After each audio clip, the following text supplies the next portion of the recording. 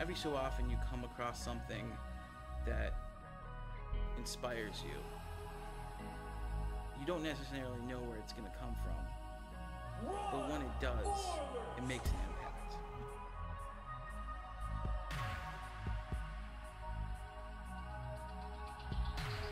My name is Gustavo Liriano. People call me G Major. I'm a rapper, and I have cerebral palsy.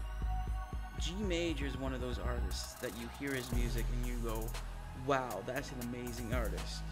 And then you say, wow, he has cerebral palsy as well? That's interesting. I was born in 1985, and I was born with cerebral palsy. When I was born, cerebral palsy did not have the advancements as it does today. There was not resources as that help with the disability. Anybody with a disability will also tell you that they'll never let it hold them back. However, that doesn't mean that they don't have obstacles and they don't have difficulties each day with the complex itself. I actually heard about the shoe when my manager, Jeremy Englander, sent me a link to the full story about Mr. Walzer. And I clicked on the link, and I must have watched it like 16 times, man. And like the first 2 times I shed tears because I felt like somebody actually reached out to Nike and got them to do exactly what I've been thinking in my head the whole time, to create something for those with disabilities, which is great.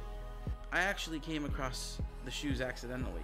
I was going through my Facebook newsfeed, and a lot of my friends were posting this video from Upworthy about this 16-year-old kid who contacted Nike, and he had cerebral palsy, and that they made him these LeBrons.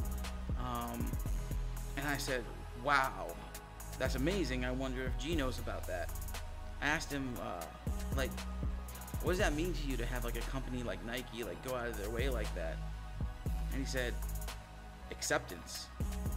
1992, somewhere in there, my dad was in the military, and he would bring me Nikes home to give to me when he would come home from Korea, to take the attention off of my disability. He figured the flyer my feet were, people would take the attention off of my actual disability, and it ultimately grew me into a sneakerhead, an avid sneakerhead that my dad will probably say to this day was one of his biggest mistakes, because he spent so much money on shoes with me, because I would ask for every shoe afterwards. And at this time I had to be like around 3 or 4, and I've been rocking Nike ever since. My closet is full of Nike or Jordans besides any other brand that I wear.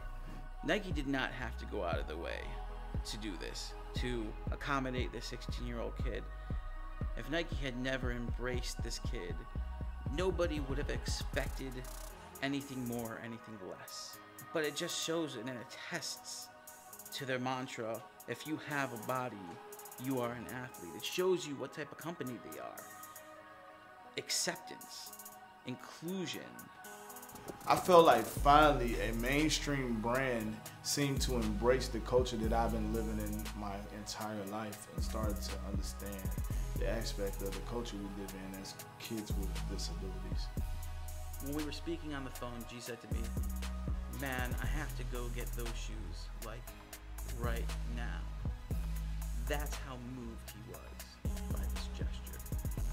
I'm grateful for what Nike has done for Matthew Walzer when they created the shoe, with you being able to enter in the back without unlacing your shoestrings, because I also know how it feels not to be able to mobilely do things such as tie your shoes.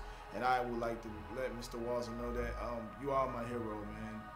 Just keep going each day, and this right here shows you that people do not go unnoticed. Just keep fighting, man, and everything's gonna be okay.